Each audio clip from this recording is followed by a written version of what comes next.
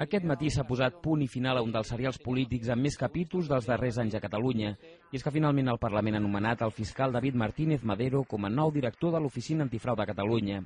Ho ha fet amb els vots del tripartit, el grup mixt i l'abstenció del Partit Popular i Convergència i Unió. Fins l'últim moment, la tensió ha envoltat el nomenament i els creuaments de declaracions han estat protagonistes. L'Oficina Antifrau està aprovada i ens costa entendre on està la cultura de govern que vostès ens expliquen i que vostès en fan gala, on està el sentit, el respecte per les institucions democràtiques del nostre país i per les lleis aprovades en aquest Parlament.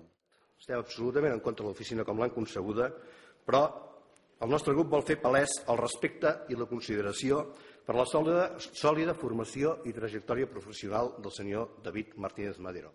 Sí, qüestionem i seguim qüestionant i qüestionarem aquesta llei, perquè des del primer moment que es va presentar en aquest Parlament vostès han volgut tirar cap endavant, sigui com sigui, l'oficina antifrau.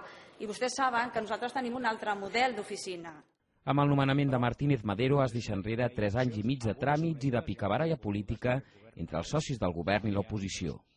Els problemes van començar el passat 22 d'octubre, quan el Parlament va aprovar la llei de l'Oficina Antifrau amb els vots favorables del tripartit i Ciutadans i amb l'oposició de Convergència i Unió i el Partit Popular de Catalunya.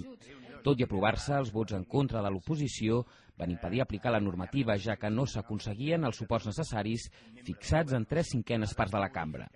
Davant d'aquesta situació, el Consell de Govern va aprovar el passat 21 d'abril la modificació de la llei de l'Oficina Antifrau, en concret el sistema d'elecció del seu director. Martínez Madero va ser proposat pel president de la Generalitat, José Montilla, per dirigir aquesta oficina el 24 de febrer i el 3 de març va comparèixer davant la Comissió d'Afers Institucionals. En aquesta ocasió, el mateix candidat a director de l'Oficina Antifrau va reclamar que no es paralitzés el desenvolupament de la llei que crea aquest organisme, en una clara referència a Convergència i Unió i al Partit Popular. Al capdavant de l'Oficina Antifrau, Martínez Madero haurà de vetllar per la transparència, l'objectivitat i la legalitat en l'actuació de l'administració, així com fomentar l'eficiència i l'eficàcia en la gestió dels fons públics. És a dir, haurà de prevenir la corrupció en l'exercici de la funció pública. Que ja ens hem manifestat prou en aquest sentit favorablement, no té res a veure en donar legitimitat a una